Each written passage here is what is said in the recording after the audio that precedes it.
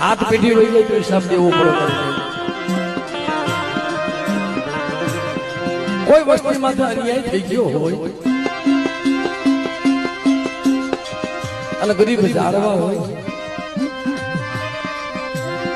અને નબળો દેખી કોઈ થપાતો ઘા કરી લે કે આ હું કરી લીધી, આની વાહી ક્યાં ખુશ છે? પણ ભલા માણસ એની વાહ તમારી વિહા ભગણી બેઠી હોય,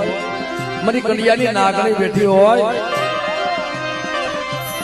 કે મારી વસ્તીમાં તો કોઈ થપાતો વ્યવહાર કરે વગર વાગે